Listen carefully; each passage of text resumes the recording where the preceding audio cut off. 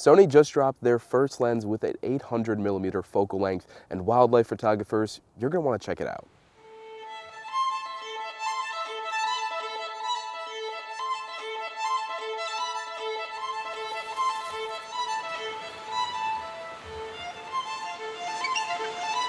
Nearly 6 years after the release of their much-loved 200-600 and 600 prime, Sony is introducing a whole new beast into the lineup. This is the Sony 400-800mm f6.3 to 8G lens. With an impressive focal length, super fast autofocus, internal zoom, and the high-quality glass you have come to expect from Sony, the 400-800 is a great option for wildlife, sports, and so much more. This lens, oh, there's a really awesome bird.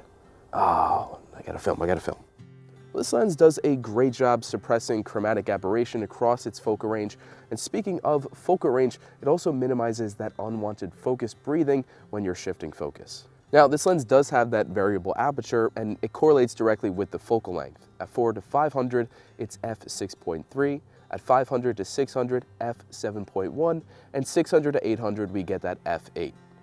The 400-800 has a notable minimum focus distance of 1.7 meters at its widest focal length and 3.5 meters at the tele end. It features 6 ED elements, 27 elements in 19 groups, and an 11-bladed aperture that delivers some nice separation. All right, I can't go any further in this video without mentioning the internal zoom. This is so important as this lens doesn't extend out like many of its competitors, making it better balanced overall and much easier to handle because of that. Not to mention how easy it is to change the focal range and zoom in. The zoom ring and focus ring feel smooth and precise, and zooming in and out doesn't require any crazy twisting of your arm. It's a simple and quick half turn, which makes all the difference in those fast-paced wildlife scenarios. This lens features a tripod collar and foot, which is great for vertical switching or micro adjustments, and Sony's new tripod collar on this lens looks more closely related to the G Master Telephoto Primes, like that 400 and 600, but without that grip on the top of it. It does have screws rather than a removable hand screw tripod collar featured on the 70-200, 200-600, and the 100-400. Of course, that really only matters if you're planning to change the foot, in which case it's worth noting that other foot replacements, feet replacements on the market would be incompatible with this lens at the time of filming this video. Again, snow on the lens. Thankfully, it's weather resistant. This lens also features 2 notches to connect a strap, whether it be to secure to a tripod or to a neck strap for the brave-hearted. The autofocus capabilities of this lens are extremely impressive. Oh my gosh, there's a beautiful hawk. Not to interrupt the video. 1 second.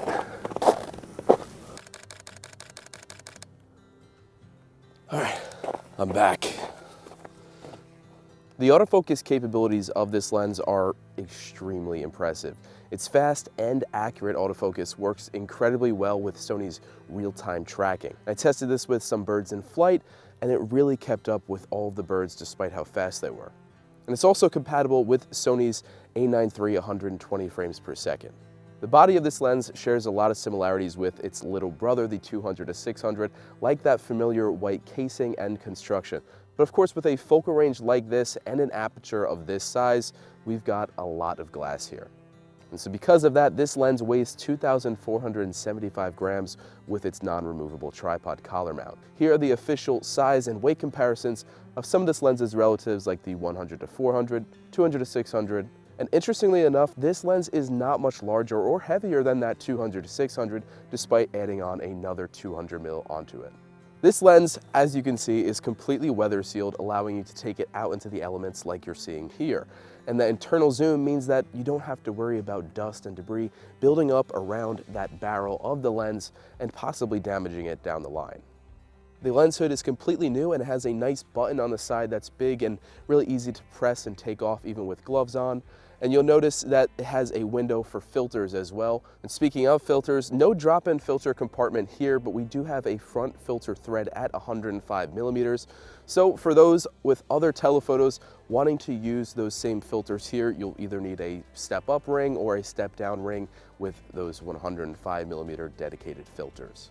This lens has nearly the same switches as the 200-600. From the top, we have the toggle between autofocus and manual focus, and beneath that, we have the new full-time DMF switch.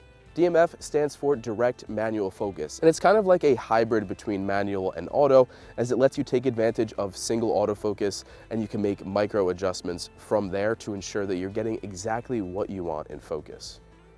From there, we have our standard focus limiter, and this limits our autofocus capabilities to a specific distance range. So if you know you're only going to need to focus on a subject at a specific distance, this will actually help to focus even faster since the camera has a better idea of where to look in that focus range. Pretty cool, right? So we have 3 ranges: near, which is our minimum focus distance at that focal length, to 10 meters, then 8 meters to infinity, and full, which encompasses the entire range of this lens's focusing capabilities. Beneath the focus limiter, we have OSS, which is Sony's in-lens stabilization optical steady shot. Now this lens has very impressive stabilization, so much so that I was able to hand-hold it throughout this entire video for a lot of different shots. But having that nice ability on the lens to toggle it on or off, whether you're switching between on a tripod or hand-holding, makes all the difference. Beneath that, we have the stabilization modes, and I'll run through them just for fun, and I'll give you a second to maybe get your notepad out, because otherwise everyone will just forget right after this video. Notepads out? Ready? All right, so number 1 is regular stabilization. It turns on when you half press the shutter and when taking a picture, and it works both horizontally and vertically. So it's a solid option for most camera shake. Mode 2 is the same, but better for movement in a single direction, so solely vertically or horizontally, but not both. And Mode 3 disables OSS unless you take a shot, so that way the OSS doesn't fight your framing with quick moving actions, which can be helpful in bird photography as well. Now that we've made our way out of that rabbit hole, let's jump into another one. We've got 3 custom buttons on this lens, but all to serve one function, but these are completely customizable. Some examples of what you could do with this is set it as a focus hold, crop mode activation, or even to get video clips out in the field, you can have it just click the button and switch to video. And that's just to name a few of the customizable abilities with those buttons. How practical is this lens for handheld shooting? It's no secret that this lens may be on the heavier side for some to handhold all day, but it's certainly possible, especially with its impressive stabilization and well-balanced elements. I'm someone who likes to handhold in most scenarios just because I find it a lot quicker to make certain changes, but it's probably more practical to shoot with this lens mounted on a monopod or even a tripod for even more stable results. But it's nice that because of the stabilization, hand-holding it is completely possible. With a variable aperture range of 6.3 to 8, this is not the fastest lens in the world, but manageable with modern high ISO cameras. And we're talking about Sony here, which is famously, their cameras can practically see in the dark. I was getting solid and clean results well into blue hour with this lens, but did find myself boosting the ISO to compensate. Again, not a huge problem for shooting with modern cameras that can handle these high ISO ranges so well with minimal noise. All right, I am jumping inside for this portion of the video. 1, because it is absolutely freezing outside, and 2, because I have some of the photos in this video loaded up into Lightroom, and I think you're gonna be pretty shocked at some of the results when it comes to detail, edge-to-edge sharpness, and also some of the teleconverter comparisons. I'm gonna show you exactly that. So let's jump right into it. Starting with number 1, so perhaps you're thinking f8, not the fastest lens in the world. Am I gonna get the separation that I'm after with that f8 aperture? And I've said this before, but 800 millimeter, the level of compression that you're getting at f8 on an 800 mil that's a very shallow depth of field. The greater your focal length, the shallower your depth of field. The closer to your subject, the shallower your depth of field. So you combine those two and you get a result like this. I was really impressed with the level of separation behind this bird in this photo and the level of detail, like zooming in. So this one was at 400, so the widest angle, and just so much detail here at 400, and then I jumped to 800, check this out on the next photo, and just still incredible detail. These 2 photos I was kind of blown away about, especially the way it rendered the colors. This is a very tiny bird, and this was a wild bird despite its tag on its leg there. You can notice a little bit of difference in the separation behind the bird in that fall off. 800, of course, greater focal length, you're getting even more immediate fall off. And you can notice that with this branch that's only a few inches behind, and despite that, still out of focus there. And on the 400 mil, we get a little bit more of that branch in focus because deeper depth of field at a lower focal length. So all that to say, just incredible fall off and separation, and beautiful bokeh behind this bird as well. These two I was really impressed with because of that detail. Speaking of detail, I have quite a few examples here of the detail of this lens. So many of these are unedited, simply to show the sharpness. I didn't sharpen them in any way. I just wanted to show them in their natural form. This mallard I thought was a beautiful example. One of the colors, you could just see the level of detail. This is mind-blowing out of this 400 to 800. This was at 400 mil, so I was relatively close. And what I was quickly realizing after taking so many of these photos, because of that 800 mil, a close minimum focus distance, you're able to, if you're closer to wildlife, you're getting very unique shots, very detailed shots of some of those bigger wildlife as well. And I think that just offers a whole unique array of photographic opportunities in wildlife photography. So then I had this hawk that I actually was photographing for quite some time, a nice vertical composition. I was blown away by the level of detail on the feathers. Just so much detail around this hawk. This was one of my favorite shots of the day, and it's of this deer that was kind of curiously peeking its head up above this brush in the foreground here. I thought it was really adorable. I also captured an 8K video clip of this scene as well, and then this is when it came out. But just looking at the detail, you could see just everything. This was mind-blowing to me. Plus the separation, I mean, the foliage behind it is only probably maybe 3 feet behind that deer, and just immediate fall off and a beautiful blur in that background. And in the foreground, it's just so much depth there. And then I also got this one. Again, just a lot of texture in the face. I went a little crazy with my eagle photographs. I love photographing bald eagles, and I was able to get so close because of that 800 mil. This bird was very far away, and again, the detail was just astonishing. Beautiful at sunset, just watching the sun in the corner. Of course, this would probably look a little bit better if there was some greenery on the tree to the right here, but I always say that about photos. Also, the detail on this juvenile eagle. Wasn't crazy about the homes in the background, but such is life when you live in New York. Moving on from there, more eagles, more eagles.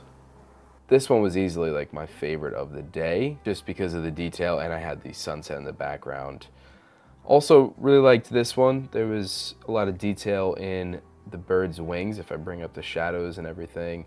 And you could even like see just this bald eagle looking into the sunset, flying into the sunset.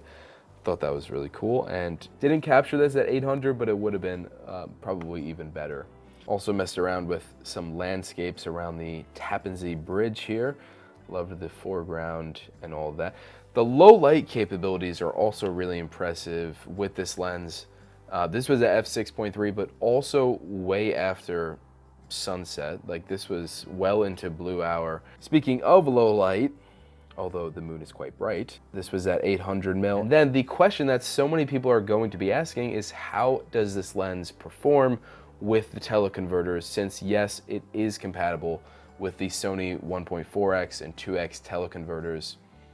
And the 1.4x puts this lens at an 11-20 millimeter lens. That's very impressive. But more impressive is the 2x with at 1600 millimeters. That is a really great reach. You lose 2 stops on the 2x and 1 stop on the 1.4x.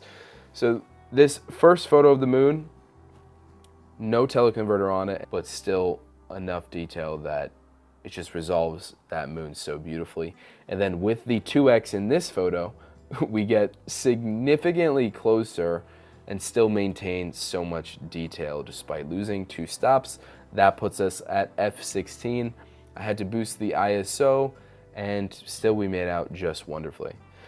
So this example of the hawk is one of those circumstances where I want to put on the 2x teleconverter and compare it to a whole range of Sony telephotos, but starting with just the 400 to 800 and the 2x teleconverter, that brings us to 1600 mil at f16.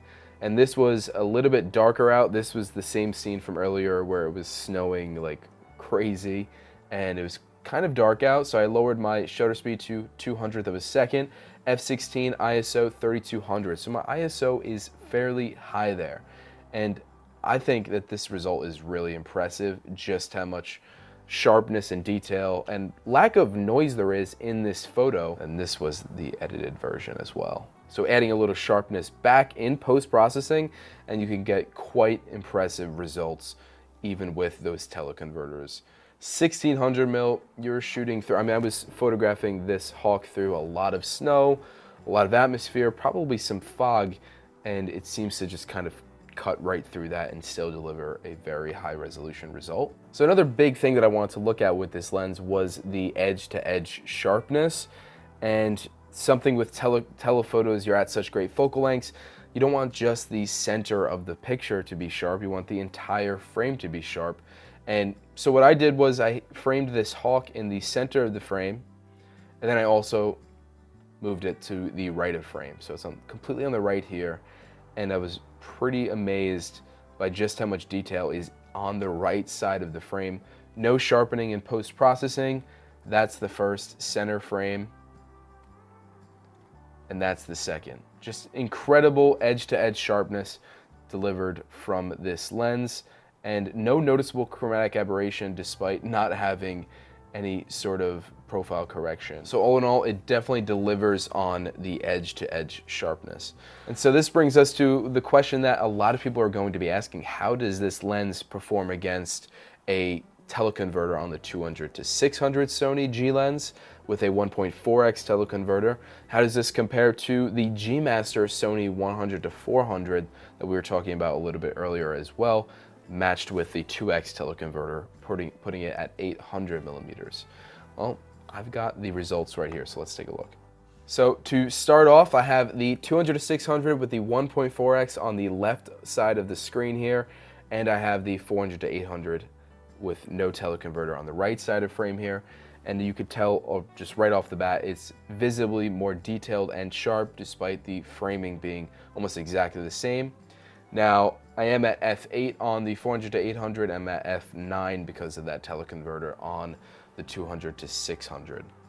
Despite that, my shutter speed was slightly slower, and my ISO still had to go higher though because of that f9 aperture on the 200 to 600. But yeah, very impressed with how the 400 to 800 performed in this scenario, and I am a little bit surprised about this result, but I think it says a lot about just how good this lens is. Now let's compare it to a G Master. All right, so now on the right side again, I have the 400 to 800 at f8, no teleconverter, ISO 640, 1/200th of a second shutter. On the left, I have the 100 to 400 with the 2x teleconverter, putting it at f11. So that made me boost the ISO 1000 to 1000. I tried to slow down the shutter speed to 1/25th of a second, and that was about as slow as I can get away with. As you can see, some of the snow was already kind of starting to blur. But still, we got very impressive sharpness out of both, but it's pretty clear that the 400 to 800 is noticeably sharper, despite both of these being at 800 mil. And the f11 is only one stop darker than the f8, so that's something to note. Aside from just overall detail and sharpness of the 400 to 800 on the right side of frame, you can see that the colors are a little bit more punchy, a little bit more accurate on the right as well. And separation-wise, we're getting a lot more separation out of the right side photo in the 400 to 800 as well. Not to say anything negative about the other lenses, but really to propose a lot of questions here, because this could be the perfect companion lens to the 200 to 600, to the 100 to 400, and some of the other Sony telephotos that they offer. So the new Sony 400 to 800 millimeter 6.3 to 8G is sure to send some shockwaves in the photography world for its impressive build, range, and quality. But is this lens for you? Well, I would ask yourself the same question that I always ponder before making a new gear decision, and that is, who am I kidding? I just go on to bnhphoto.com and just click add to cart. No, I don't, just kidding. But take a look at your catalog of photos and see where you could use improvement or a greater focal range. If you're someone who owns a 200 to 600, but most of your photos are at that 600 millimeters, then this lens may be perfect for you. Or on the flip side, if you're on a 100 to 400 and find yourself in that same position, then the 400 to 800 can really fill that void. But let me know down in the comments, what wildlife are you going to photograph with the new Sony 400 to 800? Let me know down below. My name is Matt, and thanks for watching.